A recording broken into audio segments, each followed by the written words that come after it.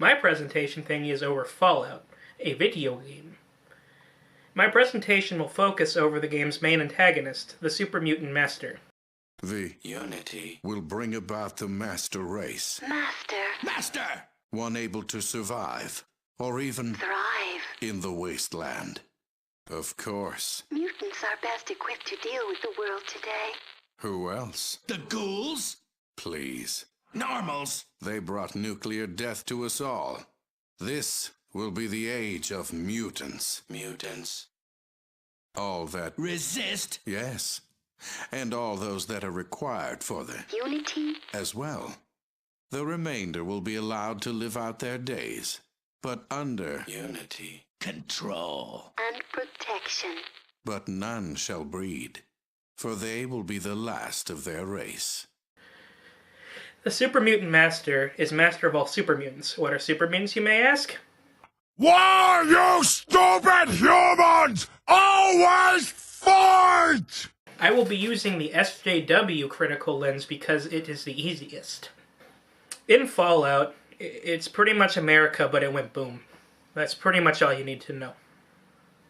The government in Fallout were working on super mutations juice in order to make super people, but they kind of died before they were able to use it.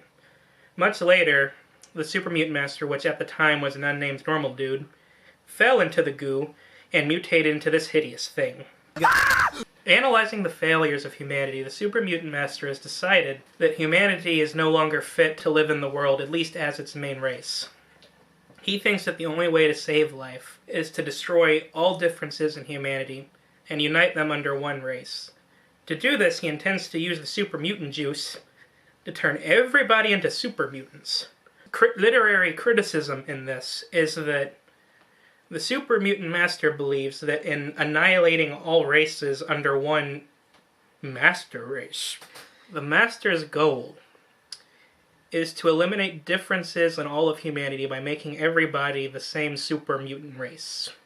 It relates to the idea of killing off everybody that isn't part of the master race, like the Nazis. The Master believes that if we are to eliminate all differences from culture and to make everybody the same, there would be no war and eternal peace. However, the literary criticism in this is, if you were to make all cultures the same, if you were to make everybody the same, then you have systematically murdered culture. You've made no differences in humanity. You've gotten rid of men and women and replaced it with just one thing. Humanity needs differences. Humanity needs identity. Anyone that thinks as the Master is a real supervillain. Super Mutant Master had noble intentions. He wanted to save humanity from itself, but in doing so murdered countless people, forced them to mutate into horrific monsters against the will, and stripped them of their very humanity. The Super Mutant Master, for lack of a better word, is indeed a monster, and anyone that thinks like him is one too. In a way, the Super Mutant Master is an allegory for Hitler.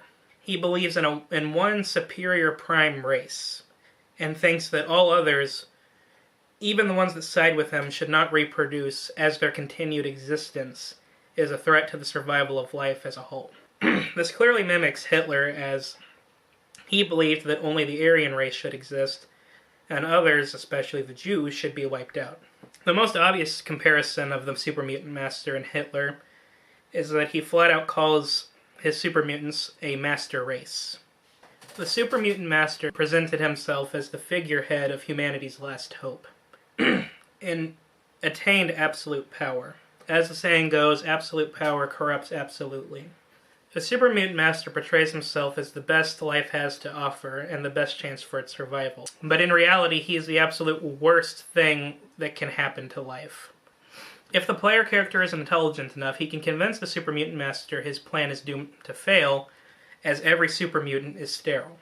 If the Super Mutant Master were to replace life with super mutants as intended, they would eventually die off without the ability to reproduce, and the Super Mutant Master will thus have destroyed life entirely. Yeah. Another striking similarity between the Super Mutant Master and Hitler is that they both killed themselves. Ain't that neat? In conclusion, I feel that the Super Mutant Master and his ideals are representative of racial elitism and the eradication of culture as a whole.